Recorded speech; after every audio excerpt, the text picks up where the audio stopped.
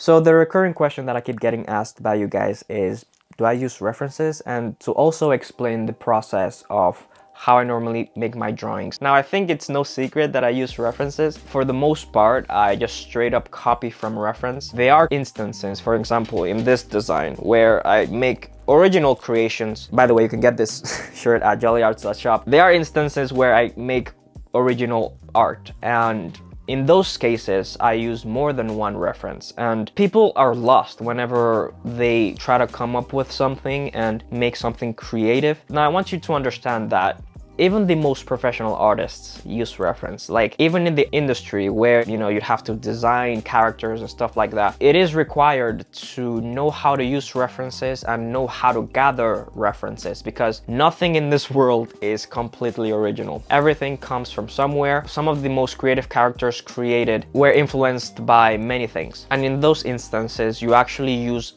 a lot of references. For example, if your task was to design a character for, like, I don't know, the 1800s, maybe that's the time period for like a video game or a film or whatever, and your task were to design a policeman in the 1800s. Now, the amount of references you'd have to gather to create that character is enormous. You'd have to get references of the police uniform used back then. You'd have to gather references of weapons. You'd have to gather references of the look, like hairstyle, what people normally wear back then. It's just a lot of different things, because you cannot create a character out of thin air. You'd have to have visual influence, whether it be by photographs. I mean, in the industry, you don't gather art references, like art made by other people. You pretty much gather real things like photographs, documents, concept artists and stuff. Like, it's not allowed to gather references of like things that are already created by other artists. What you're allowed to gather is pretty much actual real stuff. But anyway, that's another different topic. What I make is fairly simple. Like, for example, this Eminem as an Eminem, I used 2 references, I think. 2 to 3 references. Also The Rock as a Rock, which I'm gonna share the process of that drawing with you guys today. I think I only used 2 references. It's fairly simple how I use it, but I think the principles still apply on how to use references and how to gather details from references to put into your original illustration. If you guys want me to make a more complex, more detailed drawing or something like that, definitely let me know. And in this video, I'm not gonna cover in depth my entire drawing process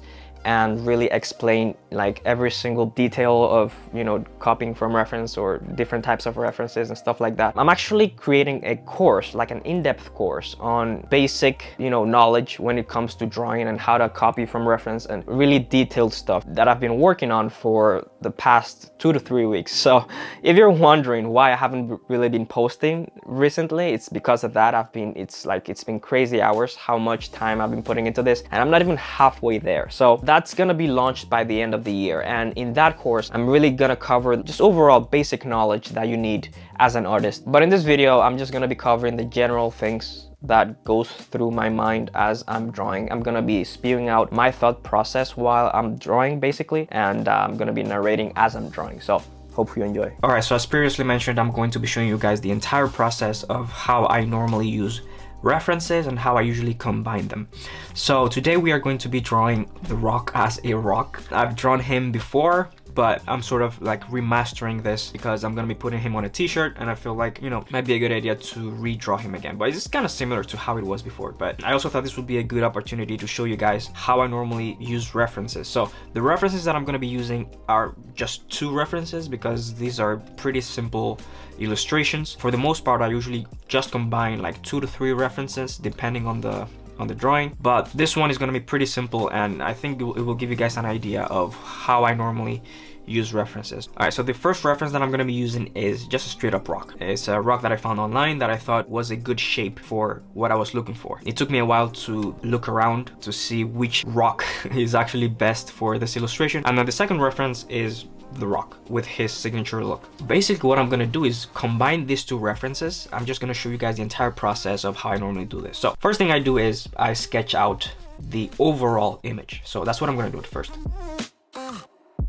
Okay, so the first thing that I do is I figure out the overall image first before getting into the details. As an artist, you want to compose your drawings as centered as possible, I guess, in your paper. So for the most part, you first have to always think generally, right? So this is gonna be roughly the shape of the rock. And what I'm gonna do now is pretty much draw some guidelines to indicate where I think the features should be.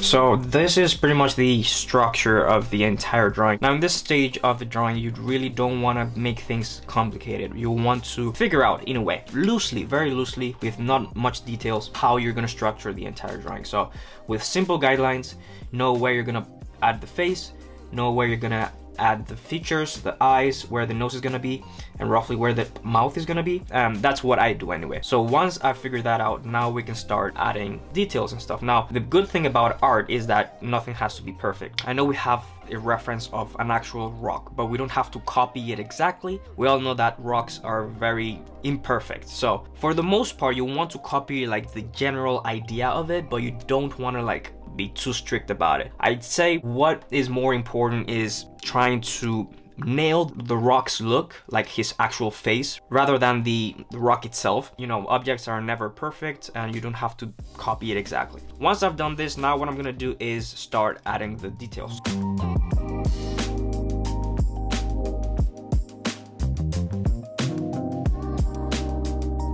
Alright, so one thing that comes to mind while I'm drawing this is that try your best to take your time in this stage of the drawing, because seriously, like macro adjustments, like it's really important. Like for example, trying to resize the eye, maybe just a little bit smaller or make it a little bit bigger, because trying to achieve the likeness, I think, is extremely important. I would say it doesn't have to be like perfect, but it should come like close enough to the reference so that in a sense it looks like what you're drawing. So my advice in this stage of the drawing is that, you know, take your time, try to make sure every single thing is right in terms of size, proportions. And I know this is something that takes practice and time to perfect, but try your best to not rush your art, especially in the drawing stage, because after everything's already figured out and, you know, placed, the shading and all that is like super easy, like it's like a piece of cake. But yeah, overall, just take your time. Trust me, there's a lot of erasing that I do because I'm not perfect. When it comes to drawing, the first thing that you draw usually isn't the last thing that comes out. Like, it's not like the final results, because there's gonna be a lot of erasing, a lot of adjustments, and I'm not perfect. I adjust constantly. I think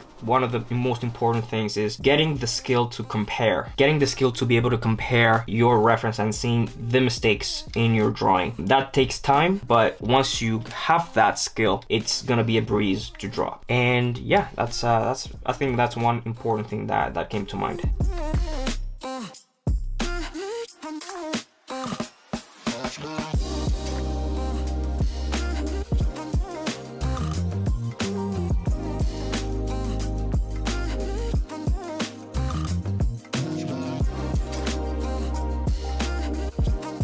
Alright, so as you can see from how I started till now, there's quite a change, right? Sometimes you don't notice your mistakes until all the features are already in. Me personally, I tend to readjust a lot of the features once I've kind of placed most of them. So for the most part, I actually don't go with what I first put on the paper. I tend to readjust accordingly depending on the rest of the drawing. Like, it's fine to like erase and take your time to figure out the drawing, because I think it's really important to nail the look. For example, this eye, one thing that I've done is I noticed that it was way too close to this eye in comparison to the reference. So over time, I kind of see those little mistakes that could make my drawings worse. The more time you spend on it, the better. Sometimes it helps to like step away from your drawing and then come back later and try to figure out what might be wrong with it. So one thing that I normally do as the drawing goes on is I tend to resize the image a little bit depending on how the drawing goes. So these are the limits that I set. As you can see, I left a lot of space here and here, just in case I might need to resize it a little bit more. Those are the decisions that you make in the beginning so that your drawing isn't maybe too big or too small, or maybe it kind of clips on the side of the paper, stuff like this. It's important that you figure it out in the beginning and also leave margin for error. I think that's important as well. But one thing that I noticed while drawing this is that the features are a little bit bigger than the actual limits that I put. So what I'm gonna do is I'm gonna resize like the actual silhouette of the rock a little bit more, like a little bit wider. As you can see, I've made the overall silhouette a lot bigger because sometimes I tend to undersize my drawings a little bit smaller than I'm comfortable with, because to a certain point, if the drawing gets a little bit too small, it's a little bit uncomfortable to draw, and it's harder to draw, especially also to ink. Sometimes I underestimate, I guess, the size of the drawing, and I do this a lot, and if you watch my videos you will know that I underestimate my drawings a lot, and that's why I always leave margin for my drawings, because I know at some point you know, it's not gonna be like a huge difference, but sometimes I tend to either make it a little bit bigger or a little bit smaller. So as you can see now, there's actually enough space here for me to readjust the drawing. But yeah, overall I think we got the look of the rock. I think that we've nailed that. Yeah, I'll just finish up this drawing and then I'll come back and talk a little bit more about the process.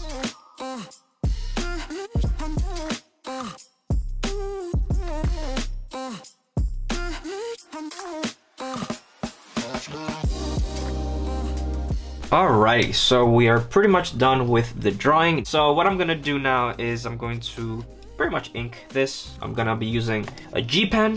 The ink that I'm gonna be using is an Indian ink. I also use this Deleter ink, but I try not to use it whenever I can because it's very watery for my liking. So this one is an old one and I refilled it with this Indian ink. If you're a beginner at inking, I actually don't recommend you use Deleter because it's very watery and you make mistakes a lot easier. Something like an Indian ink, or you know, I got this. I haven't tried this yet, but this acrylic ink, the overall texture shouldn't be as watery as this cheap, you know, Deleter ink. But yeah, I'm gonna ink this, and then once I'm done, I'm gonna come back with some final words.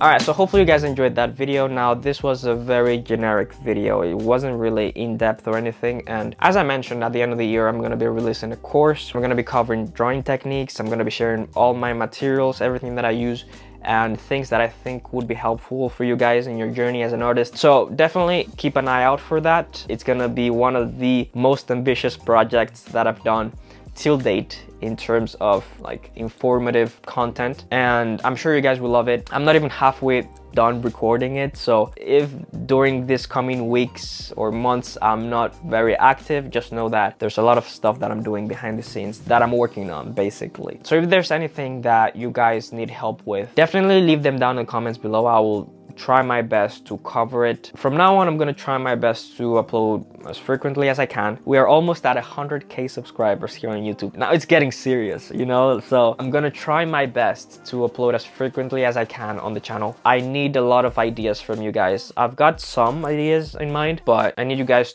to let me know what it is that you want me to make. Just leave them down in the comments and I'll definitely get to them. But yeah, thank you guys so much for watching. If you guys like this video, definitely consider liking it. It'll help me a lot to know that you guys are liking my videos. And yeah, I'll see you guys in the next video. Bye-bye.